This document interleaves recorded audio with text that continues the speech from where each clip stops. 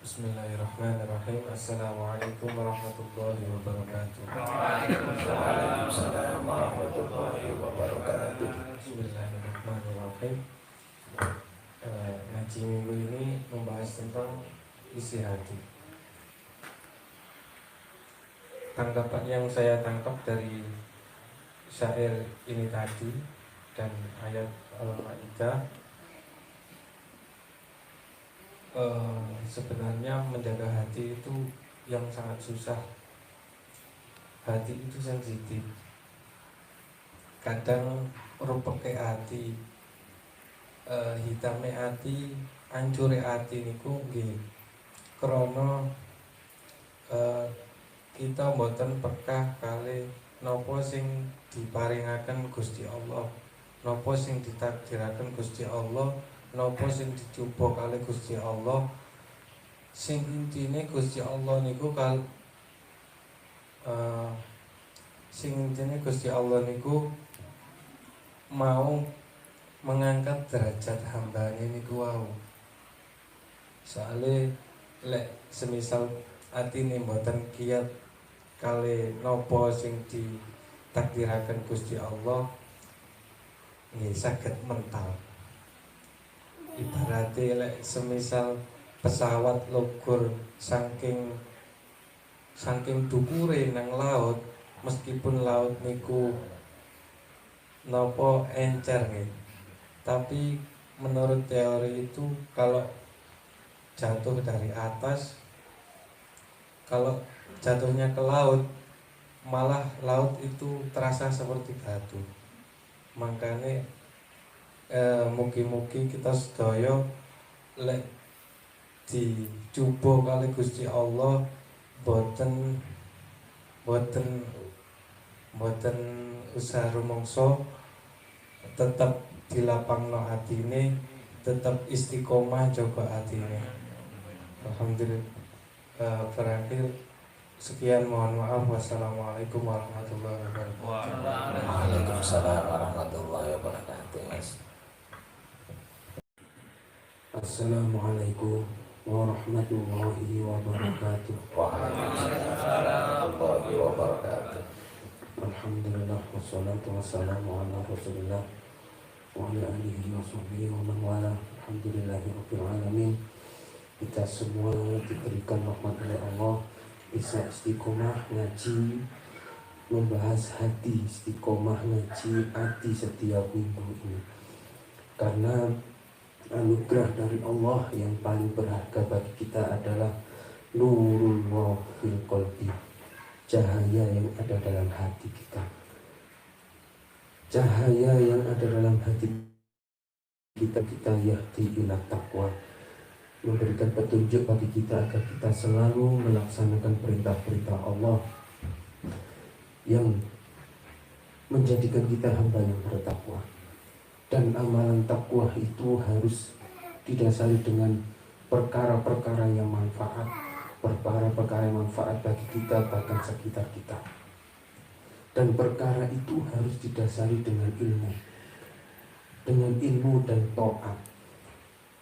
Kita ini harus ngaji agar tahu ilmu-ilmunya orang yang bertakwa itu bagaimana, agar tahu jalan-jalannya kita sampai kepada cahaya hati itu bagaimana.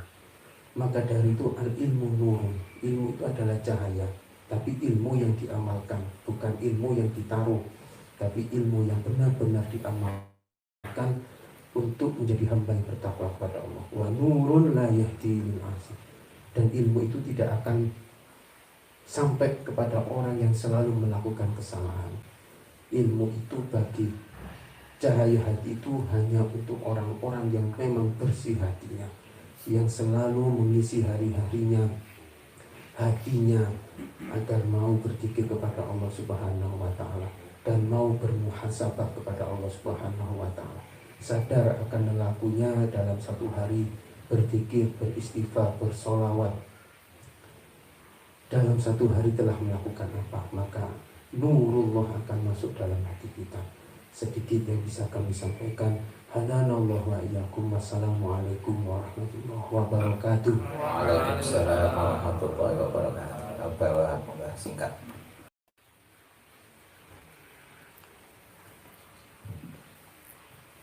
Bismillahirrahmanirrahim. Assalamualaikum warahmatullahi wabarakatuh. Waalaikumsalam warahmatullahi wabarakatuh. Puji syukur kehadiran Tuhan Yang Maha Esa. Pada kesempatan hari ini kita diberi Diulangi alhamdulillah. Puji syukur. Alhamdulillahirabbil alamin. Pada kesempatan sore hari ini kita diberi kemudahan, kita dikumpulkan dalam majelis ini. Itu yang sangat saya syukuri. Menyikapi atau memahami apa yang Yai tadi sampaikan, terutama untuk masalah hati atau materi pelajaran hati. Kalau kita ngomongin hati ini berarti kita ngomongin perasaan. Kalau kita ngomongin perasaan berarti kita memahami rasa. Karena di setiap hati manusia itu pasti manusia itu mempunyai hati dan pasti tidak akan sama perasaannya setiap kali menyikapi suatu perjalanan dalam hidupnya. Contoh yang perasaan saya pahami adalah senang, susah, terus sedih, ataupun bahagia yang berlebihan. Dikala kita mendapatkan kesenangan, pasti kita akan mudah menikmati suatu kebahagiaan. Tetapi dikala kita menghadapi suatu kesengsaraan atau musibah, pasti manusia akan susah menilai itu sebagai rezeki. Tetapi bagi Allah, mau kita dikasih senang, mau kita dikasih tidak senang, itu adalah suatu hal yang indah atau suatu yang akan menyelamatkan kita. Cuman pada hati manusia itu susah sekali kita untuk menerima apa yang kita rasa nggak enak. Contoh minggu ini, pengalaman sore hari ini tadi itu, saya itu biasanya kalau beberapa minggu ini tuh, kemarin kaji Imran itu WA saya, boten ngaji bah, boten ji, nopo iblis umi dugi. Biasanya itu kalau saya yang setengah-setengah kayak budal, kayak orang, istri yang dorong. Kadang istri yang males, saya yang dorong. Kebetulan beberapa minggu ini sing istri saya setengah-setengah, sing saya setengah-setengah. Berarti berapa minggu ini saya tidak bisa memantapkan hati saya untuk mencari ilmu, untuk menjaga goyahnya hati saya, sehingga kalau hati ini goyah, iman pasti goyah, pasti. Artinya males yang merajalela, mau ibadah, sholat, pasti kebelonjat-belonjat, mau jadwalnya ngaji, pasti kayak kalau sudah jam 12 itu kayak buta, kayak orang, kayak buta, kayak orang. Tapi kalau masih pagi, bangun tidur, dinaiki ngaji. Tapi yang akan merubah hati kita itu nanti dikala mau mendekati kebaikan.